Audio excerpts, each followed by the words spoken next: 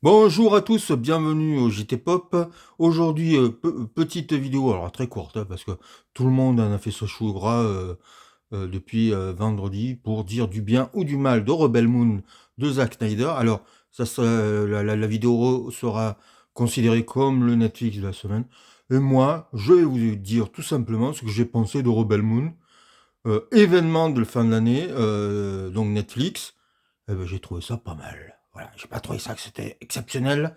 J'ai pas trouvé que ça ni un chef-d'œuvre ni mauvais.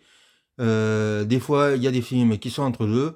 Ben là, j'ai passé un bon moment. Alors, ça n'invente pas la roue.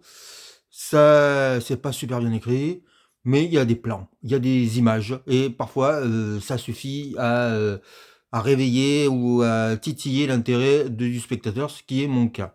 Dans Rebel Moon, je vais pas vous raconter ce que c'est parce que qu'est-ce que c'est? Allez, disons-le tout de suite. Zack Snyder a pompé allègrement le scénario des 7 mercenaires, ou mieux, les 7 samouraïs d'Akira Kurosawa. Voilà, il a pris la même histoire. Voilà, il y a des méchants nazis, parce qu'ils sont habillés comme des nazis,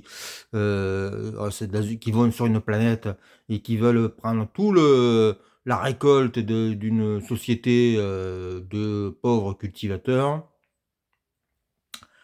Il leur donne un certain nombre de semaines. Une jeune fille qui est étrangère à la communauté va tuer quelques bonhommes parce qu'ils comptaient violer une jeune dame. Et elle a pour mission de trouver des hommes pour pouvoir affronter les hommes de la mer-terre, je crois, ou la terre-mer, je sais plus. Vous voyez, le film m'a marqué. J'ai vu que vendredi.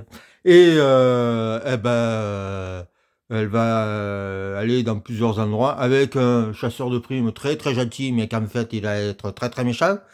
C'est le personnage le plus mal écrit que j'ai vu depuis longtemps. C'est Charlie Hunnam qui le joue, et il a rien à jouer. Mais c'est souvent le cas chez Zack Snyder. Mais c'est pas gênant parce qu'il y a de l'action qui est bien foutu. Il y a des effets spéciaux, parfois pourris, parfois géniaux. Mais il y a surtout, il a le sens de l'iconographie.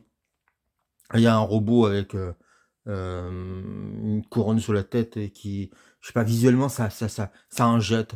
Les, oui, j'ai lu là, ça et là que les costumes un peu nasillons des méchants, c'était pas une grande originalité. Ouais, mais ça le fait, ouais, ça le fait. Et puis, c'est un film qui permet à Zack Snyder de dire, parce que c'est un scénario qu'il a écrit quand il était tout gamin, mais ça se voit, hein. Je pense pas il l'ait réécrit beaucoup.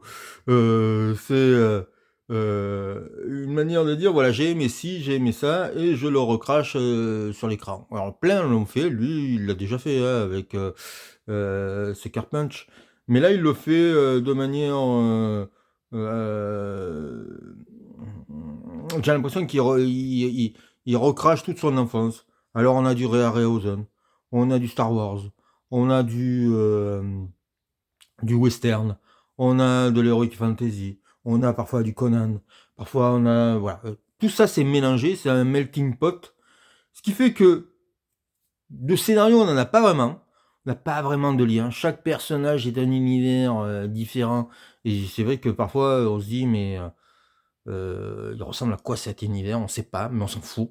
Parce que ça va vite.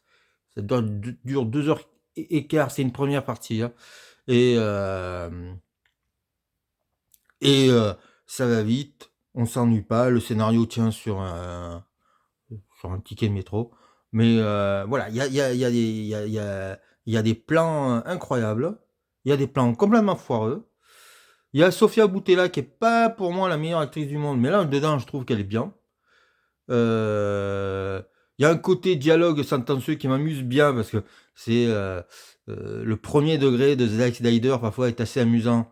Et il faut savoir d'où vient Zack Snyder, ça serait intéressant d'en parler, mais comme j'ai pas bien révisé, je vais pas vous dire que le type est fan de la NRA et tout, mais bon voilà, c'est quand même un type qui est pas un gauchiste fini quoi.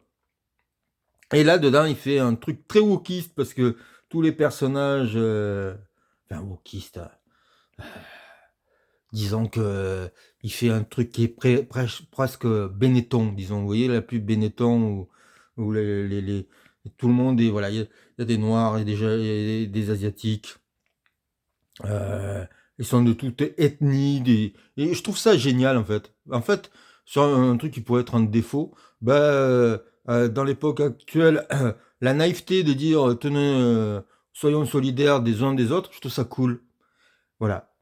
C'est pas, ça fait pas un grand film, ça fait juste un honnête divertissement, ça donne envie de voir le second. Voilà, le préambule donne envie de voir, de continuer la suite. Euh, pour un téléfilm de luxe, parce que on peut le voir comme ça, hein, c'est un produit Netflix, eh ben c'est pas si mal que ça. Voilà, je préfère quand je suis complètement enthousiaste, mais là c'est pas le cas, mais euh, et puis il va sortir un director cut. Peut-être je referai une critique au moment du director cut, parce que peut-être là je me rencontrerai que c'est peut-être une couillonnade, que c'est juste, voilà, que ça n'a pas vraiment d'intérêt. Mais bon, pour le moment, c'est très plaisant. Et pour toute la famille, hein, ça se regarde. Voilà. Et je vous souhaite des bonnes fêtes de Noël. Je sais pas si je ferai d'autres vidéos à ce moment-là. À bientôt!